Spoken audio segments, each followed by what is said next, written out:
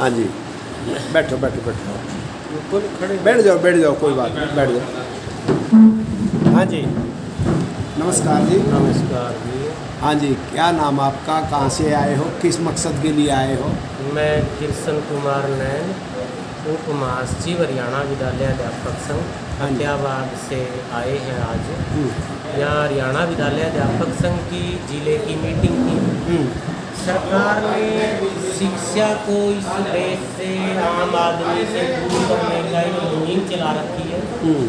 उसमें शिक्षा नीति मनुस्मृति का ही दूसरा रूप बढ़ के आई है।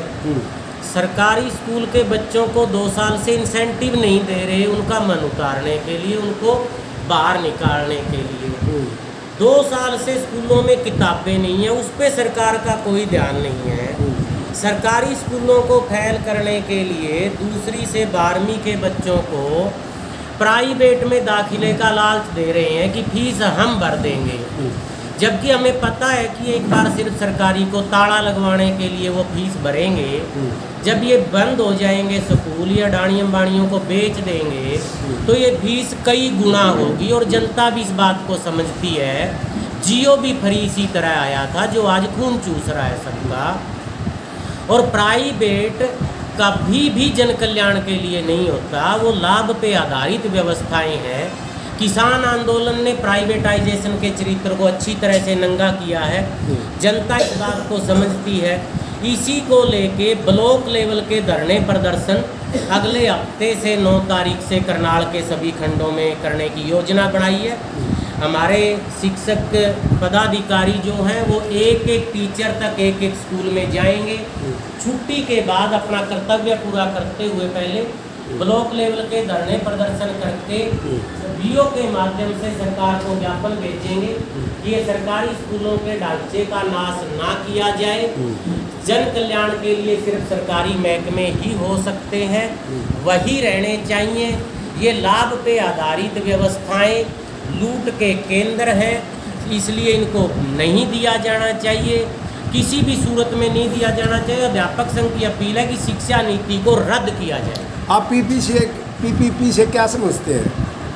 परिवार पहचान पत्र, असल में ये परिवार पहचान पत्र कम है, ये परिवार पिंजरा ज़्यादा है।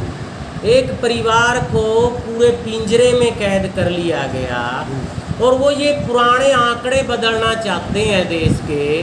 बुढ़ापा पेंशन भी उसमें जोड़ के, लोगों के आपसी लेन देन भी उसमें जोड़ के, कि देखो इस सरकार ने कैसे गरीबी खत्म कर दी आंकड़ों में।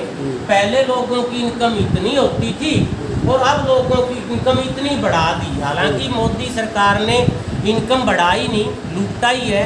चाहे वो जीएसटी के माध्यम से लूट रहे हैं, चाहे तेल में गैस में रोज की महंगाई है, या बाजार में खाद्य वस्तुओं के दाम जो है 2-3 गुना बढ़े हुए हैं। रोजगार पिछले 7 साल से किसी को दिया नहीं गया है, हर तरह से लूटा गया है। उसके बावजूद वो आंकड़ों की कारीगरी में अभी इन्होंने डीए का आधार वर्ष बदलने की भी चर्चा चल रही है। उसका मकसद भी यही होगा कि तनख्वाहें कम कैसे बढ़ाई जाए। तो पीपीपी कुछ नहीं है, ये पब्लिक का पिंजरे में खून पीने की एक स्कीम है। ये आदमी का मशीनीकरण है, मनुष्यता को मनुष्यता से हटा के मशीनों से रेस लगवाने का खेल है। तो ये गलत ही है साहब। पीपीपी से पब्लिक प्राइवेट पार्टनरशिप, यानी कि पब्लिक के हाथों में सभी सरकारी महकमे को दिया जा रहा है। हाँ, तो इसके बारे में आप... इसमें पीपीपी में जो पब्लिक है वो तो साइलेंट फीचर है, उसकी तो जमीन संपत्ति ही हड़पी जा रही है। तो बाकी पार्टनरशिप का तो बहाना है, प्राइवेट का ही हो रहा है सब कुछ। आप उसमें चाहे किसी महकमे को देख लो, सारा देश बिकाऊ है। 6 लाख करोड़ की प्रॉपर्टीज पाइपलाइन में है। सरकारों ने घोषणा कर रखी है कि हम अगले बजट तक इतनी कंपनियां बेच देंगे, इतने स्कूल बेच देंगे, इतनी सड़कें बेच देंगे। तो इसमें पब्लिक के तो सिर्फ जमीन या संपत्ति हड़पी जा रही है, उसके बदले में उसको शेयर कुछ नहीं दिया जा रहा। तो कहने का है पीपीपी ये प्राइवेट और प्राइवेट ही है। अभी जो आपकी नई शिक्षा नीति में पहली और दूसरी क्लास को प्ले स्कूल के बहाने से जो प्राइवेट हाथों में दिया जा रहा है, इस पे आप क्या कहेंगे? हाँ, वो पहले जनता को आपस में लड़ा के पहली दूसरी आंगनवाड़ी को और फिर आंगनवाड़ी एनजीओ को, ये एक प्लान है। परंतु अभी हरियाणा में सरकार पहली दूसरी को प्ले स्कूल में नहीं दे रही।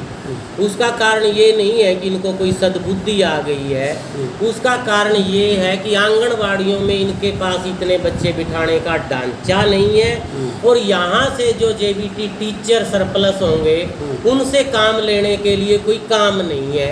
तो जब तक ये रिटायरमेंट, इसीलिए तो इनके बार बार बयान आ रहे हैं कि अगले 10 सालों तक जेबीटी की ज़रूरत नहीं है। जितने रिटायर होते जाएंगे वो प्ले स्कूल में धीरे धीरे जाएंगी, इस साल से नहीं जा रही हैं। पर ये इसका मतलब ये नहीं है कि स्कूल के ढांचे में हमारी मांग है कि वो 3 साल भी स्कूल में आने चाहिए, वो भी स्कूल का हिस्सा हो, प्ले स्कूल स्कूल का हिस्सा हो, नियमित भर्ती हो और उसका पूरा सबसे लंबे टाइम का कोर्स चाहिए छोटे बच्चों को संभालने के लिए। 10वीं 12वीं पास या 2-3 हफ्ते की ट्रेनिंग छोटे बच्चों को मनोविज्ञान को नहीं समझ पाती हैं, ये बच्चों का शोषण ही होगा। धन्यवाद जी कृष्ण नैन जी, जो आप यहाँ करनाल में पहुँचे और आपने नई शिक्षा नीति के बारे में बताया।